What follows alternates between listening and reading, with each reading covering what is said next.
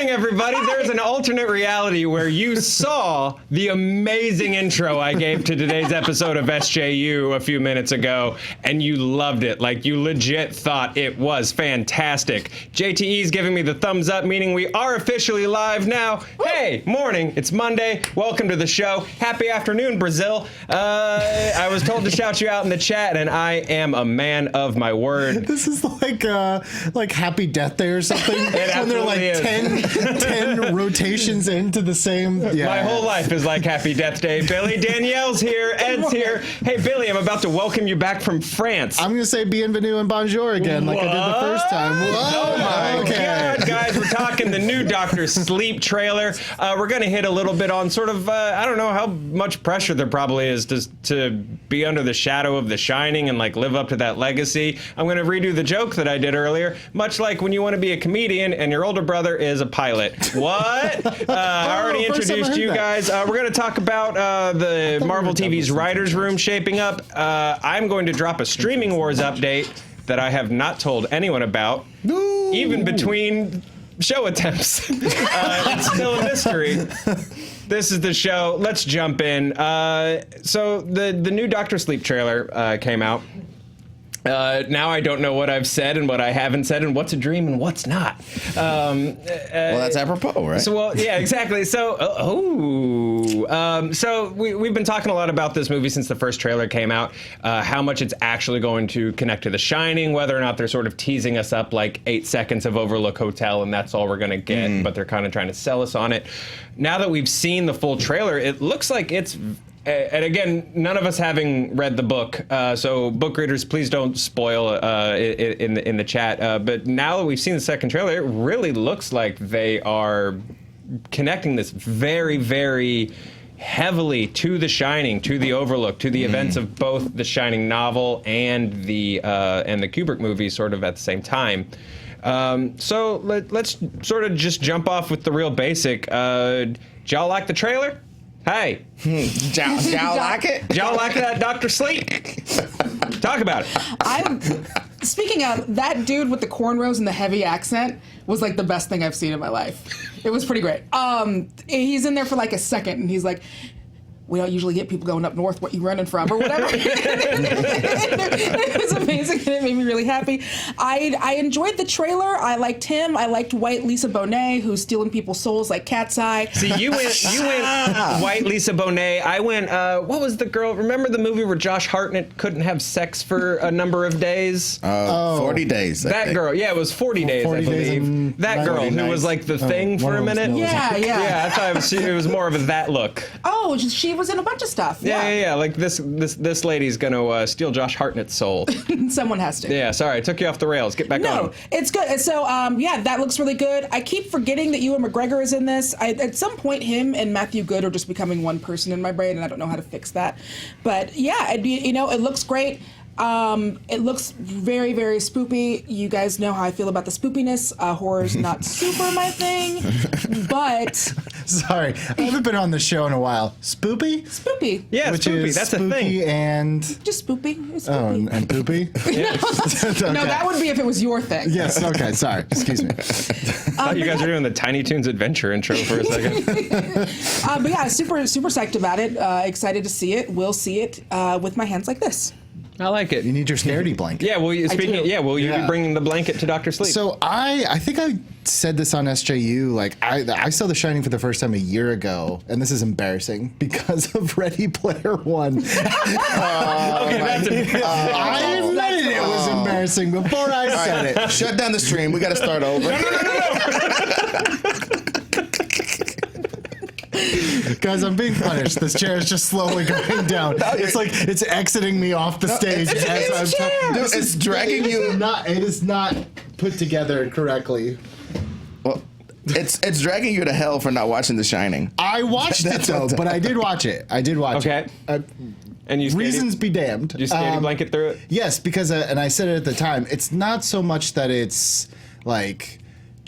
Not traditional, but like current contemporary horror movies. Yeah. Exactly. It's like creepy, and it made me think like a lot for like days. And there's Ooh, need a scaredy blanket for that. That sounds terrible. Yeah, well, I mean, like, it's more of like I need like a cerebral blanket, not like my literally hide my face blanket. So, I don't know. I got like vibes from this trailer that it's a little more contemporary scary than kind of like cerebral, but we're basing this off of marketing and like, look, what was it? Mother had a trailer that was like, it's the scariest horror movie of and it all was time. like, so it's like, so you can't always judge what the tone of a movie is going to be based on the trailer because sometimes the marketing team's like, that's what horror audiences today want, but you don't know that if that's what the movie actually is. So I hope it's more like the Kubrick, like it follows that. It's just, it's weird because the Kubrick movie doesn't follow the novel very closely, or it deviates. Yeah, it's interesting to me because this is following like a hybrid of the two. In the book, the Overlook burns down, in the movie, it doesn't. You know, things like that. So I think that's kind of interesting that this film's sort of like marrying them. Right. Well, you can't have takes. But you just can't have. First of all, you can't have a haunted house if it's burned down. So nix that. I'm the producer here. No burnt down house. We gotta have a scary house. You can't have a scary foundation. That's stupid. Look at all this concrete. Yeah, we got the scary joists. Oh God, look at the scary joists. This bathtub pipe is haunted. It's like, you know what I mean? Room 2517 was on the second floor. I have seen a scary bathtub though. There's a weird hike you can take in LA, and there's like a house way back in the woods that like burned down decades ago, and it's just foundations and one clawfoot bathtub. It's weird. Well, yeah, a lone bathtub is scary. If I saw a lone bathtub on the bus, I'd be like, oh God, this is nuts. You know, it's like a clown at midnight. It's like, no, these two things don't go together. You should be home taking your makeup off, write your Joker treatise. Anyway, I think that it's super cool, and I think it veers into almost a comic booky realm. You know what I'm saying? For all the dorks on this panel, especially, like it's sort of like, I will steal your power. You know what I'm saying? And the young one has the most power I have ever seen. Oh God, how many times have I heard that? Jeez, I definitely Louise. don't ever need to see another girl hold her hands to her head and go, get out of my head. Like, I'm pretty over. You're good. It's the new portal in the sky. Yeah. Right. So yeah, it's tropey and I superhero. can't control it. Yeah. No, you're right. Sorry to cut you off. No, just you're right about that. And I think that's kind of what I was thinking, because like The Shining is very much like you're watching one man's descent into like complete madness, whereas this like, and so he is like your antagonist but protagonist in the first one, because you're following him and he's at odds with himself and his surroundings. But this is like literally like, here's your antagonist, here's your villain, which the first movie does not have. But like I said, I've not read the second book, so who knows? Maybe it works. Well, let's jump into sort of the comic bookiness of Stephen King, because I think this is one of my favorite things, and like weirdly least favorite things at the same time about Stephen King, is that he does try to build this mythology around his work. And he does sort of, I mean, he was shared universing before we were making fun of the term shared universing. Right. Whether it's very on the nose like Dark Tower, where it's like literally Salem's Lot's characters are coming into the story, or whether it's just like small ideas like towns or powers or abilities and just like little nods and stuff like that. I don't know if you can adapt that well or not. Like, sometimes he pulls it off, sometimes he doesn't. Like, what works about that and what doesn't? Oh, what's super odd about everybody trying to adapt Stephen King things is, if you ever read anything by Stephen King, so much of it is internal. Like, so much of it is internal, and the different fonts he'll use for people's inner thoughts and stuff like that. A lot of little techniques that he's mastered over the years that really immerse you in what's going on, and that is absolutely absent in every single film that has ever been done from any of his stuff. You know what I mean? Yeah. And so it's really hard. That one of the best adaptations I ever saw was that Gerald's Game that came on Netflix. That was great. Yeah. That gave you the Gerald's Game feels in a way that I was like, wow. Gerald's Game is like this fat. You know what I mean? And it's like all takes place in like one place with a couple of flashbacks, but that's all internal monologue. And I think that is why the shared universe works for me, is because you don't have, in most cases, you know, like the omniscient narrator. What you have is getting to see these different characters that you know from other things through the eyes of someone else and being processed through them, rather than, you know, just coming in and being like, I'm this person and I'm that person and you already know us and now we're all going to hit our superhero poses. It's getting to see them recontextualized. Yeah. Well, I think you have an advantage with that because Mike Flanagan's directing this. He did Haunting of Hill House, which was sort of another example of, I feel like there's a sort of a boom in modern horror of like riffing on horror ideas. He took, the original Haunting of Hill House and he sort of blew it up. He, instead of the omniscient and just focusing on the spooks, it was like, let's blow this up. Let's look at the people involved. Let's really connect you and ground you to them. So that he might be the guy to do it with Stephen King ideas. Well, this might be the very first movie where you see the classic some shadowy figure walks by in the back of the frame and where the audience see it, but the person doesn't see it, and then somebody else does a superhero landing. This might be the first movie where both of those things happen. Sorry, New Mutants, you had your shot. Shouldn't have got delayed. Get off the shelf. It's your fault. You're just sitting on the shelf there. Get in the distributor's office. Yeah, no, so connecting this back to The Shining, does it help or does it hurt? Setting this up as like a continuation of one of Stephen King's most popular novels and probably one of the greatest movies ever made. Are you setting yourself up for a failure, or are you sort of dangling like a really interesting carrot in front of audiences? I was kind of hoping, I guess, that this was going to be more of, hey, if you really, really love The Shining and you are one of those people who is super obsessed, knows every little minute and inch of that thing, that there'll be fun little Easter eggs in it for you. But then if you haven't seen it, you're not missing a whole lot. It does seem like they're using the big iconic things that are just a part of pop culture. You don't have to have seen The Shining or be familiar with it to know about them creepy ass girls or to be familiar with the carpet or the blood. And if they can do it like that, where you kind of stay with a few of the bigger pieces that everyone knows, and then they have stuff that's peppered in for like the real big fans, but you don't necessarily need it, I think that is enough to establish it as its own thing. But if it's all just, you have to know this, you have to know it inside out, this is for the super fans, I don't know. Right on. Gentlemen? Billy? As a recent Shining viewer. Yeah, as a recent Shining viewer. Yeah, as a Shining noob. Go. Thanks, Spielberg. I don't know. I think I've told this story many times on SJU, but I went to a wedding a couple years ago, and the guy I sat next to cut trailers for a living, and he had this was 2015, so he had done Terminator Genesis, Jurassic World, and Force Awakens at that point. Wow. And he told me something very interesting about Force Awakens and Jurassic World. He's like, they literally gave us like more movie than we thought we would get. And they're like, find any shots that look like the original movies. Find any shots doesn't have to make any like context or sense. Just find shots that look like the original, because that's what we're selling. He's like, with Terminator Genesis, they're like, no one is going to get this movie. No one. So spell out the plot in the trailer so if they get there, they don't have to think about it. I think for this, and now when I watch trailers, like hearing that in my mind, like especially trailers that have, or movies that have ties to like nostalgia or older movies, like I see it now a lot where I'm like, oh, that's literally something I understand.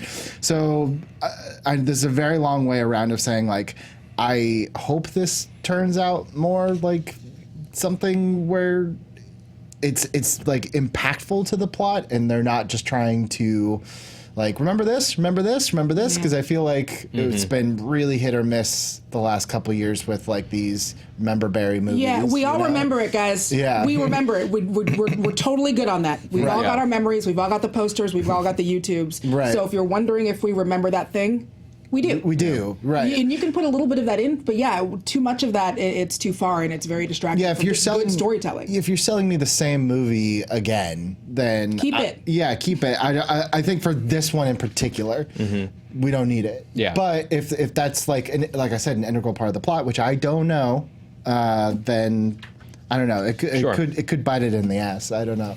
Do you guys, because King adaptations can be kind of like hit or miss.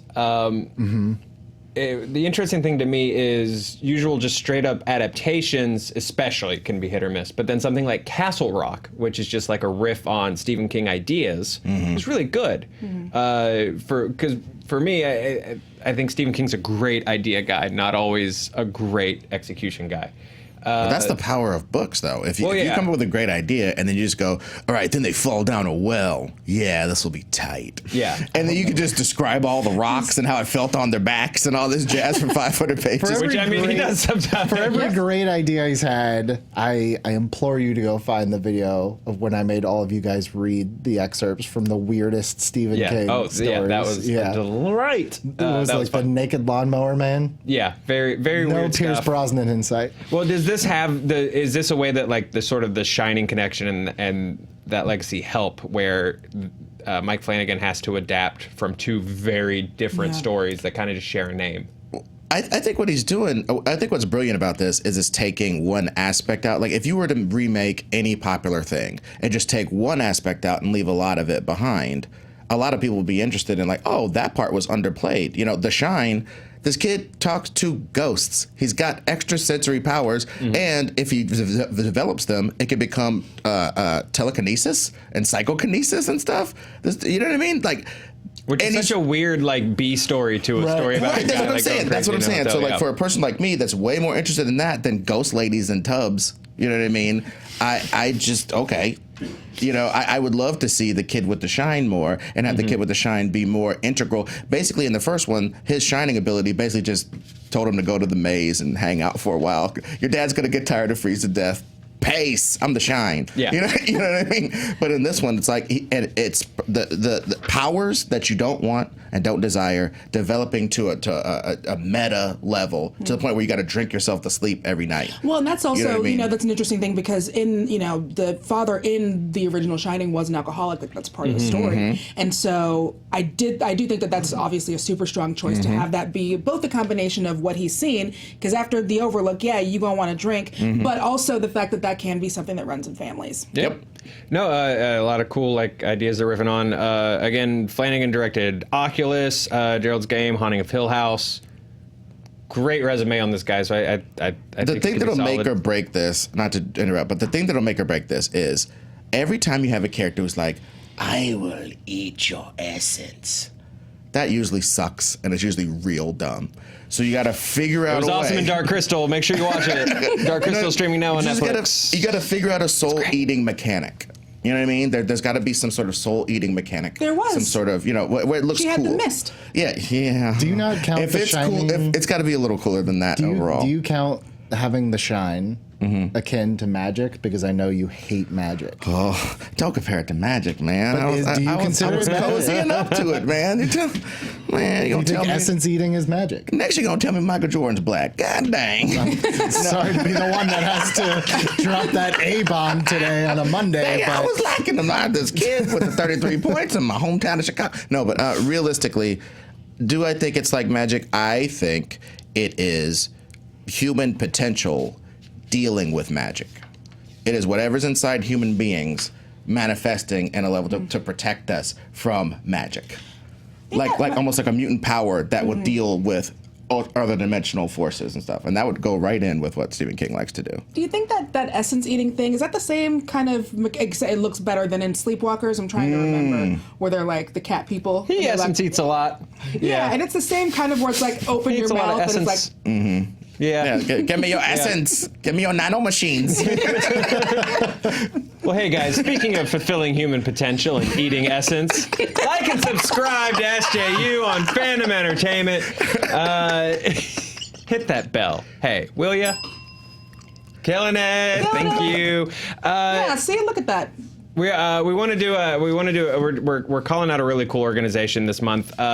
So I want to chat about that a little bit before we talk a little bit of Marvel and a little bit of streaming update that I'm excited to talk about. So September is Suicide Prevention and Awareness Month. So we're organizing a organization that deals with that problem with a very highly at-risk portion of our population. This is an organization called Stack Up. We've been lucky enough to work with these guys a couple of times over the past two Comic-Cons, so I'm really excited to be shouting them out. We're going to start doing this every month, like highlighting deserving organizations that are doing really good work that are related to fandom, and we thought it would be a really good fit to kick off with a group that we've actually been able to connect with and work with and sort of have a personal connection with. They serve U.S. and allied service members, veterans, and civilians to assist in crisis intervention, suicide prevention, and issues concerning mental health through gaming and community. They do that through a couple of different ways. They have a program called Supply Crates. This is just where, they send like straight up like video game care packages to deployed service members, to veteran groups serving at home, and individual veterans that just are in need of assistance, like reconnecting to a community, reconnecting to a family. They combat PTSD and mental health issues by reinforcing the community aspect of gaming.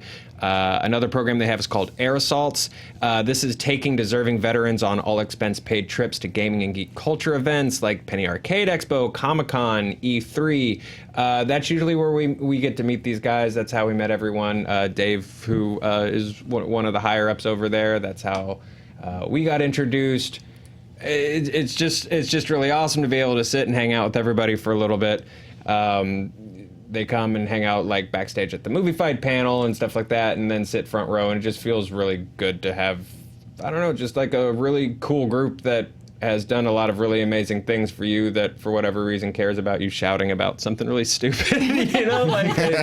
It feels good. So they also do a program called the Stacks, and that is local volunteer teams that come together to act as a force for good within their communities by hosting events and performing community service. And then finally, they have a program called the Overwatch program. These are people that are trained and certified specifically to assist in crisis intervention, suicide prevention, and issues concerning mental health. They provide peer-to-peer mental health counseling and support for veterans and civilians 24/7 through a Discord channel. So they're an amazing organization. We're really happy to sort of be able to spotlight them this month. You guys can visit stackup.org for more information. We also have that link in the description for the episode. So, hey, Stack Up! Thank you guys for doing what you do. We really appreciate it. And then over here, there's plenty of stuff that you can check out on Fandom and Screen Junkies.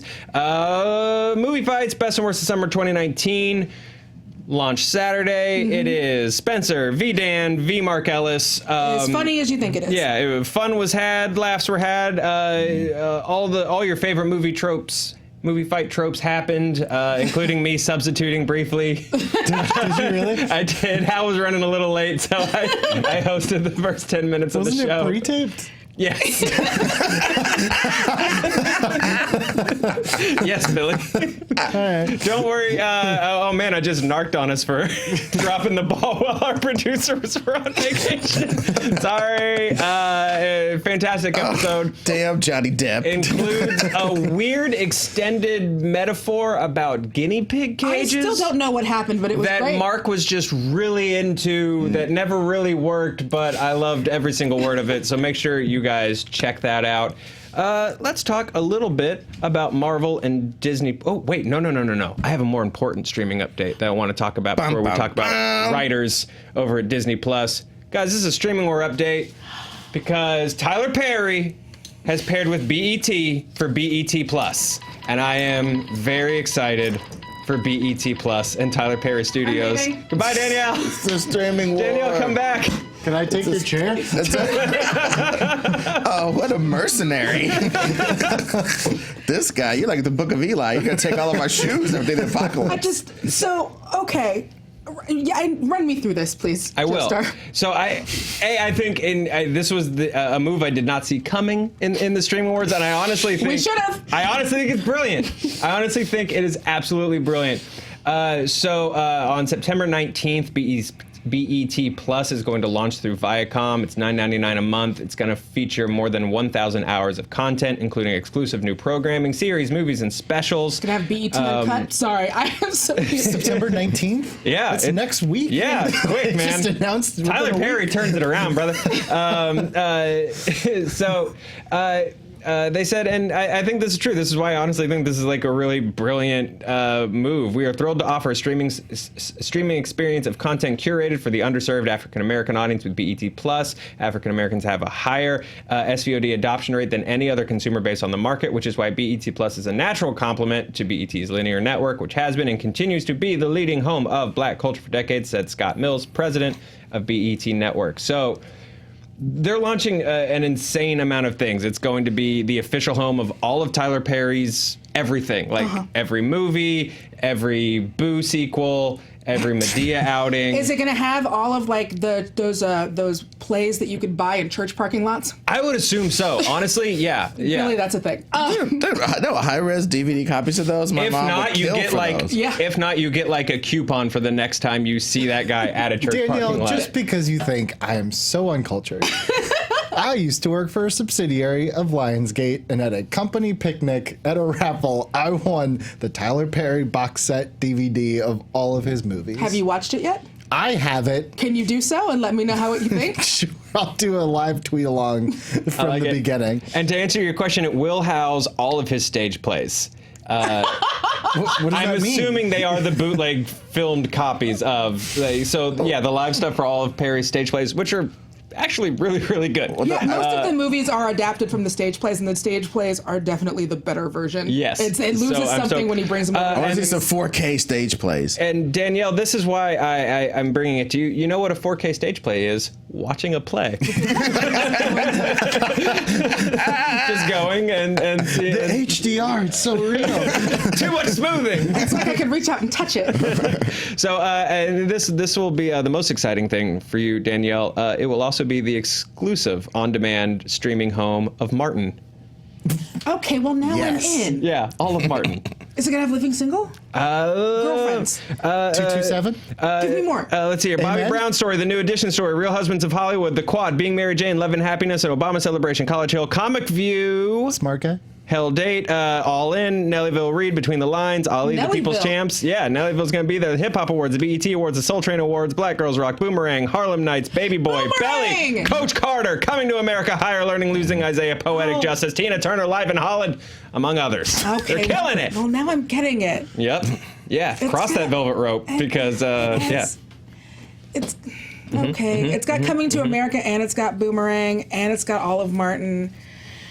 Now I need to hear what other TV shows are going to do, because a lot of those are, I believe, some of those were like Taking like somehow related to. Yeah, you're doing it really well.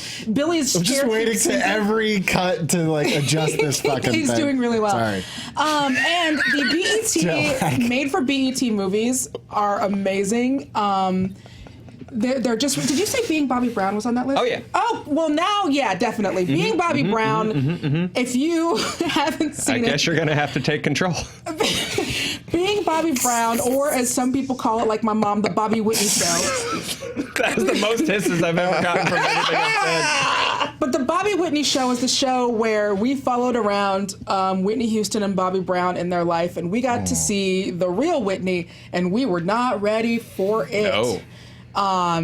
And it was, you can't find it anywhere except for on like YouTube, and I am very excited to watch people rediscover that series. I do think out of all the niche like streaming service stuff, like our streaming package is just for fans that like slasher horror movies, or our streaming service is just for people that love cars and antiquities or whatever. Like, I feel like this is the home of Tyler Perry is like the only niche streaming service that I think works without like a Marvel attached to it, or DC or Warner Brothers. I think the larger point is that it's a place to see like a lot of black normative life. Yeah. You know what I mean? So it's not like, hey, what do you think, fellow football player type of jazz talking to a black person. It's like, well, everybody's black for this section of life. Ooh, I wonder how You know much what I mean? church is going to be on it.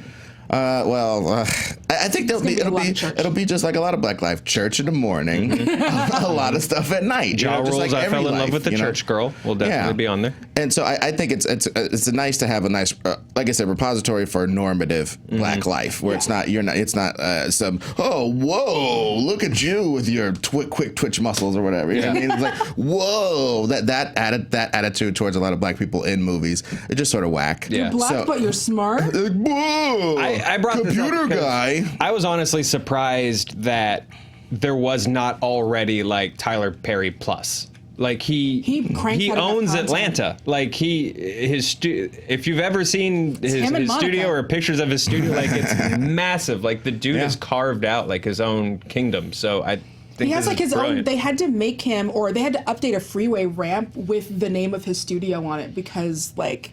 Of how big that studio is. Yeah. Good for him, man. I mean, he's been cranking these out for years, and they consistently make money. And also, it's kind of fun to dunk on Tyler Perry, but when the guy he's a great actor. Like, did you see him in Vice? It's upsetting, actually, how good of an actor he is in comparison to movies like Acrimony, which are so bad. He's just a good actor, man. Good for him. Yeah. And he employs black folks, and used to employ Spencer J. Gilbert. And used to employ Spencer J. Gilbert. And this just gives me the confidence to finally pitch what I wanted to be at one time would have been my SJ Plus show, but now maybe we can put it on Fandom. That's called Black Stuff.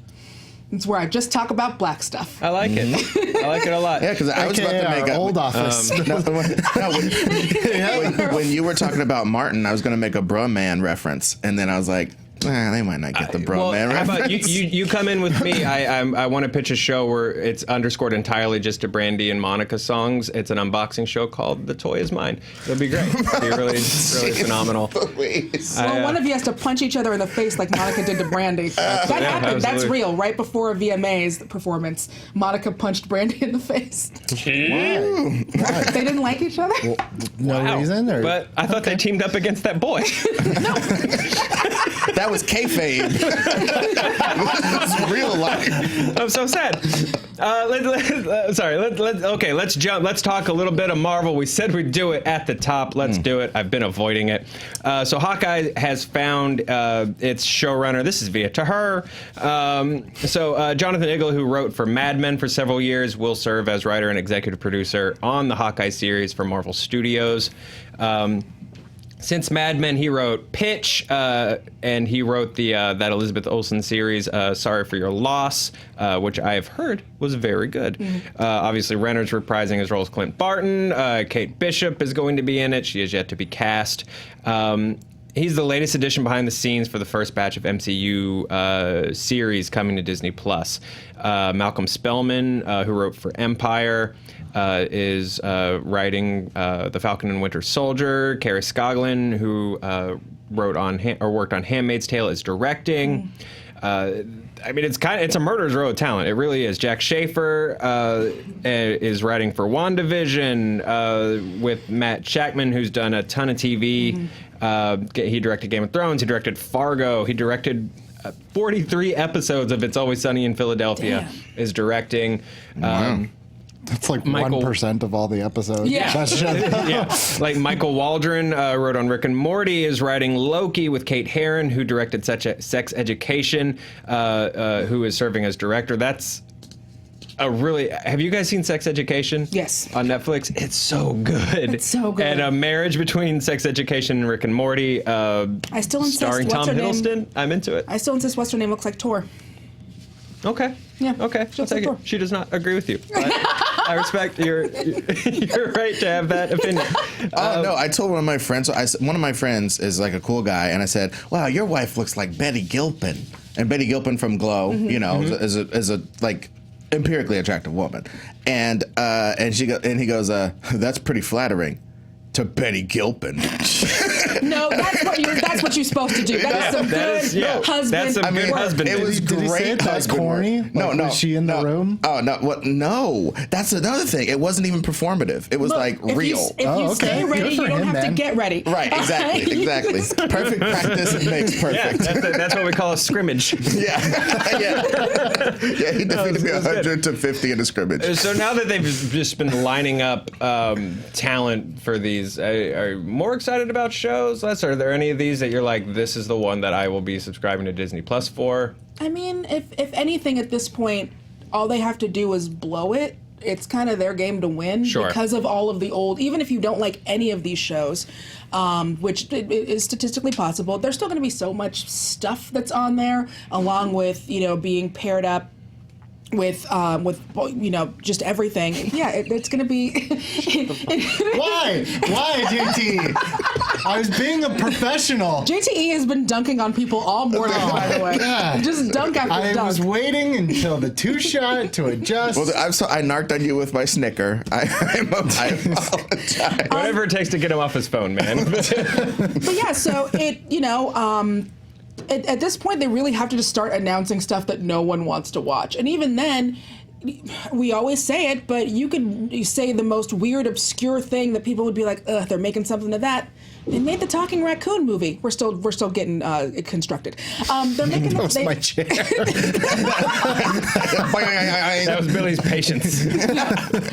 So, it's none of this changes anything for me. We knew they had the money to just like throw at people who are very good at making things. So, it's hard to TV's a lot different than movies in that, like, if I find out that, hey, you wrote A, B, and C movie, I can get a feel for maybe what movie D is going to be like. But with TV writers, it's tough. Like, a really good TV writer can walk into a lot of different writers' rooms and say, okay, I can write a Mad Men script for you, but I can also write like a Friends reunion script for you. So it's sort of hard to and you have get to a sense of tone. Yeah. It's literally, your job is literally to go in and adapt to the showrunner's tone and to the show's tone and take yourself out of it and your identity out of it. It's like, people always get surprised when they find out, like, oh, I didn't know Kevin Smith, directed that episode, or I didn't know this person wrote that episode. Yeah, because they're doing their job. It's just supposed to feel like a good episode of that show. Yeah. So.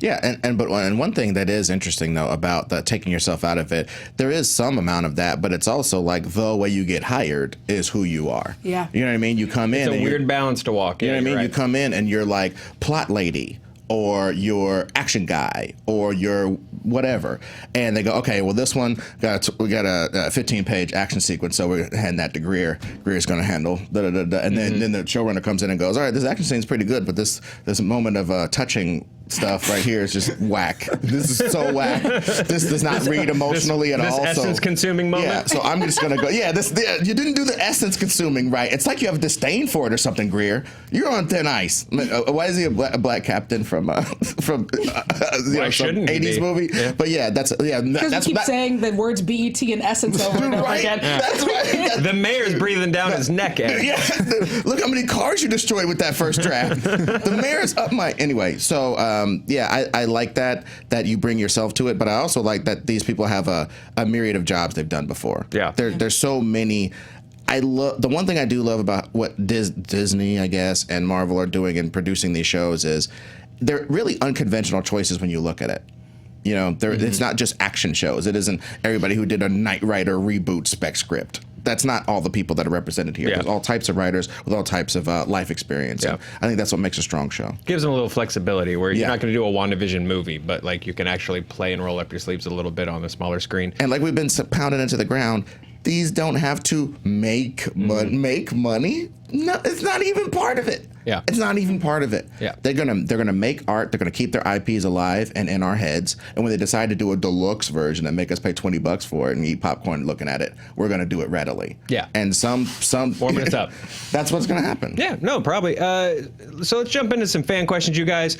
But first, a fan question I didn't realize that we'd do because I every now and then I glance at the chat and I opened it up without context. Simon Smith asked, how scary would it be if birds learned archery? Quick, one-word answers. How scary would it be, Ed? Very scary. They're shooting from above. Sorry. Agreed, Billy. End times. Yeah, absolutely. 100% end times. Danielle? Disquieting. Their little claws. Yeah. How are they going to do the thing? I'm holding out to just see whose side they're really on. So, we got to get Destro to design them some wrist rockets. Destro, the birds have their crossbows. Katie Mance.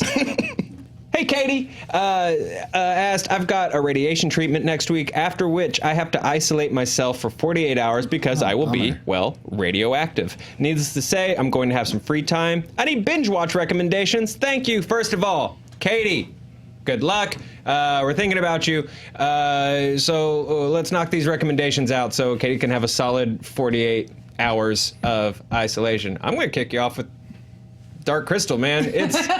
I can't stop thinking about it. It's really wonderful. If you've never seen the movie, you don't have to. In fact, I would recommend not, because I think the movie is off-putting for a lot of people. It's slow, it's very methodical, like the craft of it's very beautiful, but you will fall asleep 8 minutes into The Dark Crystal. Roth's going to get you, you know that, right? Oh, no, she absolutely will. That said, The new version's incredible. You've never seen Henson Creations shot this way or be used to tell a story this way. It's really beautiful. It's really immersive fantasy. If you can get over the uncanny valley of the puppets, which it takes some people a minute to get over it, but once you're through the looking glass, it's really fantastic. Danielle? So I have been, and I don't know how many episodes are left in their season, I have been losing it at a Black Lady sketch show. That show is super funny, so incredibly funny. So if you do have the HBO or any of the apps, I highly suggest going and checking that out. While you're at HBO, check out some Insecure, because Insecure is also a really great show done by Issa Rae, who I believe is one of the producers of a Black Lady sketch show. Oh, and also welcome to my new show, Black Stuff. See, I'm just throwing it in. Proof of concept. I appreciate you. Also, on the subject of HBO, the exact opposite of a Black Lady sketch show, Succession, is fantastic. I have not started that yet, and I've heard it's it's Arrested really Development if Arrested Development was real life. And yeah, basically. Oh, and I must say, Edward, that theme song slaps. That theme song, I could just put that on and listen to it. It's really sick. Yeah. It's really sick. Like, Moby wishes he could be that electro dope. Moby wishes a lot of things. Moby is like the one person. Everyone in LA. Easily the quote of the episode. Everyone in LA has a Moby story, and we can't tell any of them right now. Natalie Portman has a great one.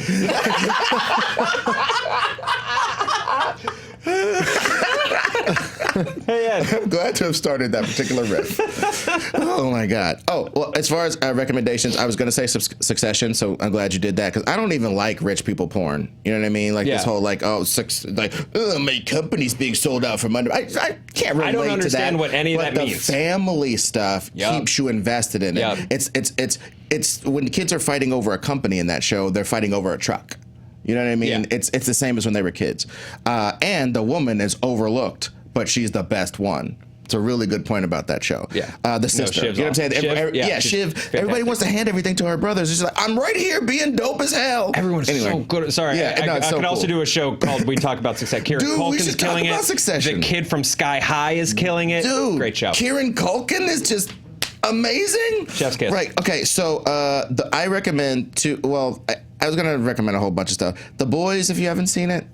It's a good show. You know, it's super hardcore. It's really good, and it ends, even if you do your binge, it ends at a place where you're like, oh, I can't wait to see the rest of this. But it's like a place where you can't wait to see the rest, but you're willing to wait.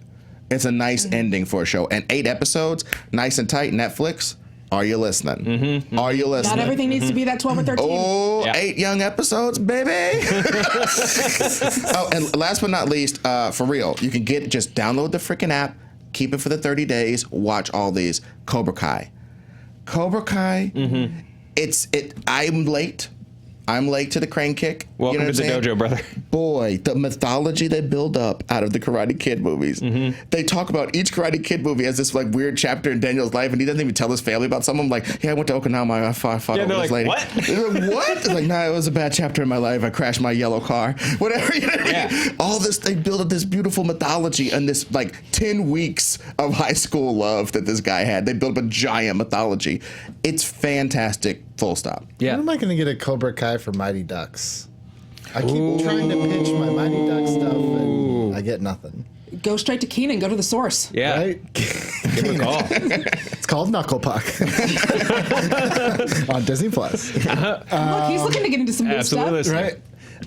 Okay, so I feel like with streaming, even if something came out a couple years ago, it could be incredibly new to you because just things whiz by you all the time. So, since you guys gave a lot of really great stuff, some heavy stuff, I'm going to say if you're going through radiation, you probably aren't feeling great. Maybe you need something to pick you up a little bit. I'm going to say 2 things. One, if you just want to laugh, the 2 seasons that they did of Wet Hot American Summer on Netflix were both outstandingly hilarious. The first one is one of my favorite seasons of anything. If you haven't seen the movie Wet Hot American Summer, you just start there and then crank through the seasons. Just go through that and the 2 seasons. That made my college. Yeah.